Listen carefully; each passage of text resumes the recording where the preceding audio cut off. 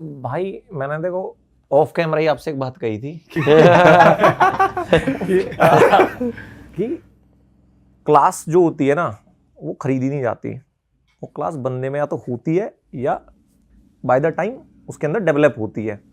अब ये इतना पेस से डेवलप किए हैं कि सोच के देखो 2008 में इनकी इकोनॉमी शायद हमारे बराबर थी आज जो हमारी अब है, 15 साल में ये कर गए। तो आप किसी को एकदम 10 करोड़ दे दो तो ऐसा नहीं हो 10 करोड़ वाला बंदा हो जाएगा, उसके अंदर छपरी गर्दी वाली रहेगी वो। तो जापान में आप जब जाते हो ना तो उनका हर टेक आप ये देखते हो कि इनकी लाइफ में इनबिल्ट है, ये इसको यूज करते हैं। मतलब कि कैफेज इसलिए रोबोटिक है क्योंकि बंदे कम है ना। तो जितना भी आप टेक देखते हो, टॉयलेट्स वगैरह देखते हो, वो उनको यूज करते हैं। चाइना में आप जैसे देखते हो कि यार मॉल इतना बड़ा है, बिल्डिंग इतने बड़े झरने बनाए हैं, फिर बंदा जाता है उसमें हाथ धो दे रहा है। मैच नहीं कर रही ना चीज। आप कह रहे हो गुची अरमानी के शोरूम पे भीड़ है, वहीं बाहर अंकल टी शर्ट ऊपर करके ऐसे खड़े हैं तो इसलिए मैं कह रहा हूँ कि वो वोनो भी रोल्स रॉयस है, लोगों की वजह से कर रहे हैं। और इसमें मुझे नहीं लगता भाई कुछ गलत है, कि शायद ये भी उनका ग्रोथ का एक रीजन हो सकता है कि वो बदले नहीं, वो देसी हैं तो भाई वो देसी हैं, वो पैसा कमा रहे हैं। और जापान में on the other hand tech wise और इंफ्रा वाइज चाइना आ गया है, जापान आ गया है। भाई बराबर मान के चलो, या तो चाइना थोड़ा सा आगे मान के चलो अडेप्शन में, कि वो टेक वो अडॉप्ट कर चुके हैं लाइफ में, आपको रियल लाइफ में दिखता है, वो जापान में दिखता है। चाइना में आपको वो दिखता है शोकेस कर रहे हैं, बताते हैं कि हम ये कर सकते हैं, मतलब उनकी लाइफ में इतना नहीं दिखता है। और लोग सिमिलर है, मतलब दोनों के यहाँ बहुत डिफरेंस है। नॉर्थ इंडिया साउथ इंडिया, हम अभी हमारे अंदर भी सिमिलरिटी है, उनके अंदर नहीं है भाई नहीं, मतलब वो मुझे पहली बार ऐसे किसी देश में जाके लगा कि यार चलो यार इनसे तो बढ़िया हम ही हैं। अच्छा, क्यों, ऐसा क्या था भाई वहाँ पे? चिड़चिड़े से हैं थोड़े, उनके बुड्ढे अच्छे हैं। अच्छा, जैसे हम एक बार बस पे चढ़ गए थे गलत, तो आंटी बैठ गई, अब उन्हें पता चल गया गलत चढ़ गए, तो आंटी बेचारी को इंग्लिश भी नहीं आती, ट्रांसलेटर भी समझ नहीं आ रहा है क्या डिवाइस ले रहे हैं। जो बूढ़े हैं उनको बहुत ही पीछे हैं वो, मतलब उनको मतलब नहीं है टेक वैक से, तो वो काफ़ी अच्छे हैं, फ्रेंडली, जैसे सीरीज में देखते हैं सारे चुपट गए क्या कहाँ फंस गए। बट जो यूथ है ना, नहीं वो नहीं है अच्छे। हाँ, वो थोड़ा सा रूड लगते हैं भाई मेरे को। तो मैंने कई जगह देखा कि मैं एग्जांपल दे देता हूँ, वहाँ पे जैसा हमारे यहाँ जोमेटो है, वहाँ पे एक ऐप है म्यूटेन कुछ करके, यार उनके नाम तो ऐसे ही रहते हैं, उनका येलो कलर का वो है भाई, उसका स्केल इतना बड़ा है, मान लो 5-10 जोमेटो के बराबर है वो, बहुत बड़ा स्केल है।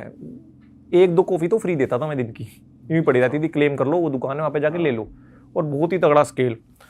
तो उस पर मैंने जिम पास देखा था, मैं क्या जिम कर लेते हैं कहीं, उसमें थे मैं बीजिंग के आसपास, तो मैंने जिम पास लिया और मैं 1.5-2 किलोमीटर था, मैंने यार पैदल कर चलते हुए चले जाते हैं, वॉक भी हो जाएगी। मैं जिम में गया, अब मैं Alipay से पेमेंट कर सकता हूँ वहाँ पे, तो वो बंदा कहने लगा कि कैश चाहिए, तो मैंने बोला कैश नहीं भाई, मैं Alipay मैं कहाँ से कैश लाऊंगा, और कैश वैसे भी तुम्हारे देश में चलता नहीं, तो कह रहा वीचैट से कर दो, और वीचैट हम कर नहीं सकते, उसमें लोकल सिटीजन की गारंटी चाहिए होती है।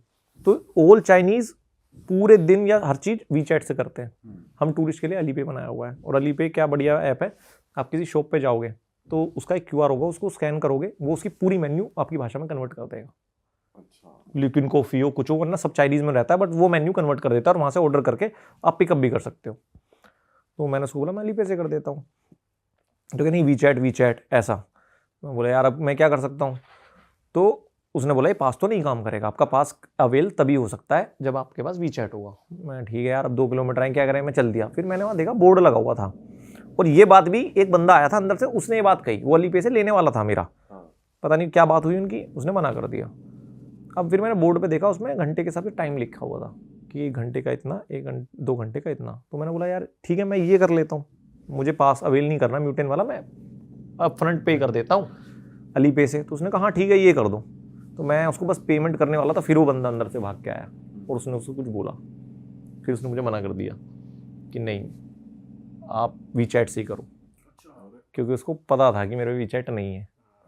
अब शायद इंटेंशनली उसने मुझे जिम में एक्सेस नहीं दिया, क्या था वो मुझे नहीं पता, बट वहाँ के थोड़े से यूथ तो ये तो गलत बात है इनकी। थोड़ी अजीब लगा, वो वही चीज़ लगी थी बस, और तो कुछ बताओ भाई। जापान एक दुनिया है भाई, वो ना अपने एनिमी वर्ल्ड में जी रहे हैं। Enemy world, anime.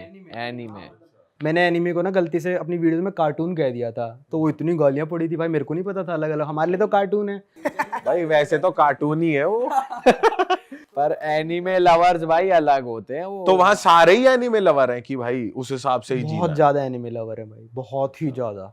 तो जापान की कहानियाँ भाई मैं आपको बताता हूँ, मतलब वियर्ड चीज़ें बता देता हूँ, नॉर्मल तो मतलब जाओगे तब पता चलेगा। तो जो वियर्ड कहानियों में से एक है, वहाँ पे जैसे ना पहले ज़माने में कॉमिक बुक स्टोर्स होते थे, तो जाते थे लोग वहाँ पे कॉमिक बुक पढ़ते थे, अपना कॉमिक बुक सेलेक्ट कर लेते थे, अपने कमरे में जाते थे, वहाँ पे ऊपर कमरे रेंट पे मिल जाते हैं, और उस कमरे में 1 घंटा कॉमिक बुक पढ़ ली, 2 घंटा कॉमिक बुक पढ़ ली। तो जैसे जैसे मॉडर्न आता गया, मॉडर्न ज़माना आता गया, तो वहाँ पे सीडीज़ मिलने लग गई, कॉमिक बुक की सीडीज़ मिलने लग गई, ये मिलने लग गया। और मॉडर्न ज़माना हुआ तो वहाँ पे मतलब वल्गर मूवीज़ मिलने लग गई, पूरे का पूरा डीवीडी कैफ़े उस हिसाब से बन गया कि आपको सारी अडल्ट फिल्म्स मिलेंगी।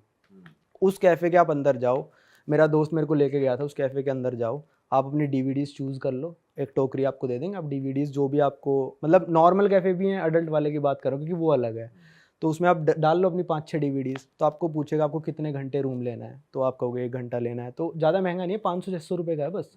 तो आपके ना जैसे बिलिंग काउंटर पे जाकर ना आप उस बंदे की शक्ल देख सकते, ना वो आपकी देख सकता, क्योंकि भाई प्राइवेसी बहुत मेंटेन करता है जापान। जापान का आप आईफोन लेते हो, उसमें फ़ोटो क्लिक करते हो, साइलेंट नहीं होता। जैसे हम साइलेंट करके फ़ोटो खींच लेते हैं ना आईफोन से, जापान में साइलेंट नहीं होएगा आईफोन कभी भी। अच्छा। फोटो की आवाज आएगी आएगी खचक करके जो ताकि कोई रैंडम किसी स्ट्रेंजर ही क्लिक ना कर क्योंकि ले। वो ऐसा था कि ना लोग क्या करते थे, चलती हुई मेट्रो में जापानीज लड़कियों की जो स्कर्ट होती है उसके नीचे फोन करके ऐसे फोटो खींच अरे लेते थे। तेरी। ये तो सब चल रहा उसका हाँ, तो इसलिए उन्होंने कहा भाई आवाज़ आएगी ताकि पता चल जाए अगले बंदे की फोटो खींची है कहीं पे।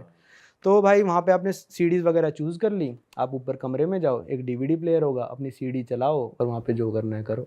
जो करना है करो, कुछ भी, मतलब वहां पे मतलब लड़कियां भी होती हैं? नहीं, मास्टरबेट कर सकते हो आप। लड़कियाँ नहीं होती, अपना काम खुद ही करना पड़ता है। ये तो अलग ही किस्सा है। भाई वहाँ के लोग तन्हाई क्यों है इतनी, वहाँ लोग शादी वादी भी नहीं वो करते। इसीलिए ही चल रहे हैं वो कैफ़े, क्योंकि लोग खुद को एंटरटेन कर रहे हैं, और तन्हा लोग वहाँ पे इसलिए हैं भाई कि ना लड़कियाँ भाव नहीं दे रही, लड़कियाँ बच्चे नहीं करना चाहती, लड़कियाँ शादी नहीं करना चाहती। क्यों, ऐसा क्यों है भाई?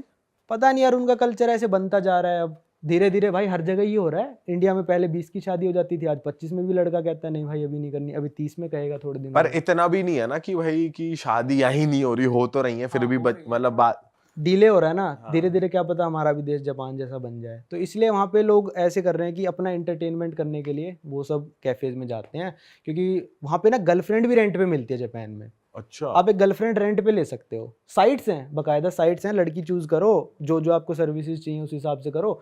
सर्विसेज इन द सेंस आपके साथ कैफे में जाएगी, जैसे लोग क्या होते हैं ना वहाँ पे जापानीज जो बिजनेसमैन वगैरह होते हैं, अपनी मीटिंग में जाएंगे तो लड़की साथ ले जाते हैं, ऐसे कि दिखाने के लिए, बस कि अगले वाले को दिखाने के लिए, किसी को दिखाना कि ये मेरी गर्लफ्रेंड है, तो बंदा क्या करेगा, गर्लफ्रेंड रेंट पे ले लेगा। उस लड़की घुमाएगा एक दिन, जो मतलब जितना वो पे करेगा। क्या दाम है भाई, कितने में लड़की ऐसे रेंट पे मिल जाती है गर्लफ्रेंड? यार वहाँ पे शायद 30 से 40 हज़ार येन से शुरू हो जाता है, मतलब 20-30 हज़ार इंडियन रुपीज से आपके साथ एक दिन के लिए रहेगी। वो डिपेंड करता है आप क्या उससे डिमांड करते हो, कि मेरे साथ ये करेगी, तू मेरे साथ रेस्टोरेंट में जाएगी, खाना खाएगी, रात तक रहेगी, दिन में रहेगी, कितने दिनों के लिए। तो वहां पे आप नॉर्मल किसी से ऐसे बात नहीं कर सकते? भाई मेरे को तो नहीं लगता आपको कोई भाव देगा वहाँ पे जापान में, बहुत ही मुश्किल है। आपको पहले तो लैंग्वेज आनी चाहिए उनकी, क्योंकि मेरा एक दोस्त 8 साल से रह रहा है, तो उसने बता दिया मेरे को कि यहाँ पे ना लोग, आप इंग्लिश में बात करोगे ना आपको अलग कर देंगे, क्लब्स में एंट्री नहीं है आपकी वहाँ पे। आप कहीं पे भी जाओगे ना, अगर आपको जैपनीज़ नहीं आती तो मतलब थोड़ी वैसी निगाह से देखते हैं कि ये तो जैपनीज़ नहीं है, मतलब वही समझते हैं कि आप एलियन हो एक तरह से। पर लोग बहुत प्यारे हैं, आपसे कोई बदतमीज़ी नहीं करेगा, पर वो मतलब वो अपने कल्चर को प्रिजर्व करने के लिए, ये जो जैपनीज़ नहीं बोलता हम उसको क्लब में भी एंट्री नहीं देंगे। परमवीर और मेरे को साउथ कोरिया में एंट्री नहीं दी थी क्लब में। हम जब साउथ कोरिया टूरिज्म के साथ घूमने गए थे, हम क्लब में गए, हमने अपना पासपोर्ट दिखाया, कहता नहीं नहीं एंट्री नहीं है, जाओ। अरे साउथ कोरिया में वो भी लोग ऐसे ही हैं, थोड़े मतलब एशिया साइड के, जापान और कोरिया साइड के ऐसे लोग हैं कि आप मतलब थोड़े डिस्क्रिमिनेट करते हैं। और अगर वहाँ पे जापान में ही थोड़ी खाने की बात करें तो जैसे खाना तो उधर का अलग ही है, कीड़े मकोड़े पता नहीं क्या क्या खाते हैं वो, तो थोड़ा उसके बारे में बताओ कि। और आप तो वेजिटेरियन हो, आप नॉन नहीं, नॉन वेज वेजिटेरियन? खा लेता हूँ भाई, नहीं चल सकता काम बिना नॉन वेज खाए ट्रैवलिंग। वहां तो चल ही नहीं सकता जापान में स्पेशली, तो कैसा होता है थोड़ा बताओ। भाई वहाँ पे मार्केट लगती है पूरी सी फूड की, जिसमें ऑक्टोपस होता है, सबसे बड़ी मछली किसने पकड़ी उसको प्राइज मिलता है। मैंने छोटे वाला ऑक्टोपस खाया था इतना सा, भाई ऐसा गिलगिला सा लगता है ना बिल्कुल, कि मतलब जैसे ऐसा लगता है, कई तो ऑक्टोपस गले में चिपक जाते हैं और कई सफोकेट होकर भी मर जाते हैं बंदे। शिट। क्या है, तो वो खाते, वो जिंदा होते हैं, वो चिपक। कई लोग जिंदा, कई ऑक्टोपस जिंदा होते हैं, कई मरे हुए होते हैं, तो मैंने पहले चेक कर लिया था, साला मरा हुआ है ना। तो वो क्या पकाते नहीं है उसको सही से, या फिर क्या? नहीं यार, कच्चा भी खा लेते हैं, कईयों ऐसा की भी जो फैंटेसी होती है एक तरह से, मतलब कईयों को पसंद होता है जिंदा चीज खानी।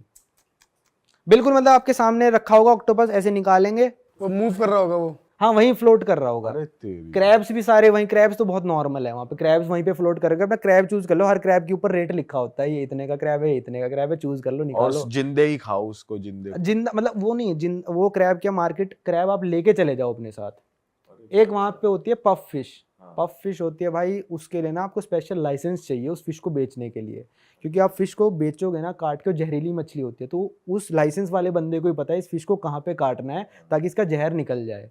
अगर आप ऐसे ही ला के पफ फिश खा लोगे आप मर जाओगे। अच्छा, वो नहीं होती, मैंने सुना है शायद वो वाली होती है पफ फिश, उसको हाथ लगाओ तो फूल जाती है वो। तो उसको खाई क्यों रहे लोग वैसे ही? भाई सब खा रहे हैं वहाँ पे, कैसी फेटिश है लोगों की भाई, क्या जिंदा चीजें खा रहे बट हैं, मेरे से तो बिल्कुल जहरीली चीजें खा रहे हैं, ऐसे तो लोग काफी मरते होंगे फिर वहाँ पे तो। नहीं यार, उनको आदत हो गई। वहां पे वेजिटेरियन नाम का वैसे फूड है ही नहीं कुछ। नहीं वेजिटेरियन मिल जाएगा, बहुत रेयर है भाई। भाई थाईलैंड में देखा ना हमने, वो बिच्छू लेके डोल रही है और हमारे मुंह के आगे लगाया तोंती बात, ऐसे ला रही है लॉलीपॉप जैसी। हाँ हमें नहीं लेना भाई, हमें और तोंती। एक तो मगरमच्छ घुमा रही थी वहीं ग्रिल कर रही भाई थी। उसकी स्किन पूरी निकाल रखी है, ऊपरी स्किन, और जो भी जैसे पकाते हैं वो, और उसी में से काट के देते हैं वो, पता नहीं क्या अलग ही हिसाब बट वहां है। पे ये अच्छा था कि फ्रूट्स मिल रहे हैं, फ्रूट्स थाईलैंड में, और स्प्रिंग रोल्स मिल जाते थे वेज में, फ्रेंच फ्राइज मिल जाते थे। जापान में यार मुश्किल है बहुत, मतलब मिलना फ्रूट आपको। व्रूट नहीं खाते वो। नूडल्स वगैरह कुछ भी नहीं है। नूडल्स वगैरह खाएंगे, उसमें थोड़ा सा बीफ डला होगा या चिकन डला होगा। और मैंने सुना कैंडी के नाम पे बहुत बढ़िया बढ़िया चीजें मिलती हैं वहाँ पे, कैंडी के नाम पे मैं कि समझा। जैसे कैंडीज वगैरह, चॉकलेट्स वगैरह, और जो चिंगम्स वगैरह होती हैं, जो फास्ट फूड टाइप होता है, कि आप जो पैक्ड होता है बेसिकली, वो बढ़िया इसका नहीं होता है। पता मेरे को बिल्कुल भी। जापानीज लोग क्या करते हैं, ऑफिस से निकलेंगे 7-Eleven में जाएंगे, वहाँ पे रेडी टू ईट फूड पड़ा होता है, उसको गर्म करेंगे, वहीं पे माइक्रोवेव होता है, खा के अपना ऑफिस में वापस। इतना मतलब वो करते हैं। फास्ट सीन है। आप कह रहे थे मशीन है वहां के लोग हैं। वहाँ के लोग emotion- मशीन है, उनके पास इमोशन नहीं है, वो अपने काम पे जाएंगे, सो जाएंगे, अगले दिन फिर रेडी होके काम पे जाएंगे। वहाँ पे ना जैसे आपका बॉस आपको कुछ समझा रहा है ना, आप कैसे कॉपी होनी चाहिए, जो वो बोल रहा है ना, कुछ भी बोल रहा है, चाहे आपको आता ही हो, आपको नाटक करना है लिखने का, बस ऐसे ही दिखाने के लिए, चाहे लिखो मत, दिखाने के लिए, नाटक करने के लिए लिखते रहो लिखते रहो लिखते रहो, ताकि उस बॉस को लगे हाँ भाई कंपनी की तरफ प्रति ये बिल्कुल वफादार बंदा है, ये काम कर रहा है, कुछ ना कुछ कर रहा है। आपका वहाँ काम खत्म हो गया भाई, आपको 10 ईमेल के रिप्लाई देने, आपका वहाँ काम खत्म हो गया मान ले भाई तेरा, ठीक है, तो आपको वहाँ पे झाड़ू उठा के झाड़ू मारनी है ऑफिस में, कुछ ना कुछ आपको करते रहना है। ये तो फर्स्ट टाइम सुन रहा हूँ भाई मैं। हाँ, खाली नहीं बैठ सकते। खाली बैठने का मतलब पता है, वो आप बैठ सकते हो, खाली बैठो भाई आप, कोई दिक्कत नहीं है। खाली बैठने का मतलब है कि आप कंपनी की रिस्पेक्ट नहीं कर रहे, कंपनी के पैसे वेस्ट कर रहे हो। आप कुछ भी करो, झाड़ू मारो, दूसरे लोगों को जाके चाय पिला दो, दूसरे लोगों को जाके पानी पिला दो, पर कुछ भी करते रहो तो बॉस देखेगा ना यार ये बड़ा मेहनती बंदा है। हाँ। और बॉस जब तक नहीं गया ऑफिस से, बॉस 8 बजे तक बैठा है, आपका ऑफिस है 6 बजे तक, अगर आप 6 बजे उठ के चले गए तो आप बेवकूफ़ माने जाओगे अच्छा जी। कि आप बेवकूफ़ हो। 6 बजे काम, 7 बजे चले गए चलो ठीक है, पर बॉस से पहले आप जा रहे हो तो बेवकूफ़ हो। अगर आपका ऑफिस 9 बजे स्टार्ट होता है ना, तो 8:30 अगर आप ऑफिस नहीं आए ना, तो मतलब आप कंपनी के प्रति वो लॉयल नहीं हो। और ऐसा सीन भी है, जैसे ये तो हो गया चलो बॉस को रिस्पेक्ट दे रहे हैं, जब वो जाएंगे तभी निकलेंगे। हाँ, ये भी है कि ओवर टाइम काम चलता है, देते हैं, जैसे इंडिया में होता है। ओवर टाइम नहीं देंगे आपको, नहीं देंगे। और वहां पे मैंने सुना है कि एम्प्लॉयज की सहूलियत के लिए बेड वेड बना रखे हैं, जाके सो जाओ। हाँ, जापान में एक है कि अगर आपको आप सो रहे हो ना, तो आपको कोई डिस्टर्ब नहीं करेगा। हालांकि बॉस आपको उस नज़रों से देखेगा कि भाई ये काम नहीं कर रहा, पर सोना इज लीगल इन जापान, कि आप सो सकते हो कहाँ, क्योंकि बंदा उसको उसके हिसाब से कि आप थक गए हो तो आप रेस्ट कर रहे हो, पर आपको बॉस देखो गंदी नज़र से देखेगा, फिर आप टॉक्सिक रिलेशनशिप है एक तरीके से। बॉस की चाटो, वहाँ पे कुछ ज़्यादा ही चाटनी वाटनी। चाटम चटाई है। वहाँ पे लोग बहुत अमीर हैं, ऐसा है क्या? जापान में अच्छी खासी सैलरी है भाई, वहाँ के लोग वेल डू हैं, काफ़ी अच्छी। आमतौर पे एक इंजीनियर कितने कमाता होगा आपके हिसाब से? यार एक इंजीनियर जापान में 3-3.5 लाख महीने के तो कमाता होगा। मेरा एक दोस्त गेम डेवलपर, भाई ये साल की लगती है यहाँ पे इंडिया में तो कुछ कुछ लोगों की। तो वहाँ पे काम भी उसी हिसाब से बहुत रगड़ के करवाते हैं। जापान में भाई इतना है कि आपके पास टाइम नहीं है ना, आप छाता घर पे भूल आए, छोड़ो छाता तो बहुत बड़ी चीज़ होगी, टाई भूल आए आप, टाई भी वेंडिंग मशीन में से निकलती है भाई वहाँ पे। अच्छा। जाओ वेंडिंग मशीन में टाई और होगी। क्या क्या निकलता है वेंडिंग मशीन? भाई और सबसे वियर्ड चीज़ जो मैंने आज तक देखी है कि भाई वहाँ पे लड़कियों के अंडरगारमेंट्स निकलते हैं वेंडिंग मशीन में से, यूज्ड लोग लेते हैं, वही तनहा लोग, क्या बात कर रहे हो? अंडरगारमेंट्स लेके पता नहीं क्या फीलिंग लेते हैं, वो वेंडिंग मशीन में से निकलते हैं। अडल्ट वेंडिंग मशीन्स होती हैं, वो 18+ होना चाहिए, आपको कार्ड दिखाना पड़ेगा वो लेने के लिए, और लोगों के नंबर निकलते हैं, फ़ोन नंबर, लड़की का ऊपर चेहरा होगा, लड़कों का होगा चेहरा, और उसमें फ़ोन नंबर उस बॉल के अंदर होगा, एक बॉल निकलेगी उसके अंदर फ़ोन नंबर होगा, आप उसमें फ़ोन कर सकते हो, अगर उसका मन हुआ बात करेगा, नहीं हुआ नहीं करेगा, तो ये भी एक वेंडिंग मशीन है वहाँ। अरे वाह, आपने ये वीडियो यहाँ तक देख ली भाई, तुमने हमारी मेहनत सफल कर दिया, तुम ही लोग हो असली रियल हिट। और अगर आपको बहुत मजा आ रहा है ऐसी क्लिप्स में, ऐसी वीडियोस में, तो फटाफट जाइए प्लेलिस्ट पे बिंज वॉच कीजिए, सारी वीडियोस देख डालो और मौज काटो। That is it. हम मिलेंगे नए पॉडकास्ट में, नए क्लिप में। Till then bye bye, see you, take care, do subscribe.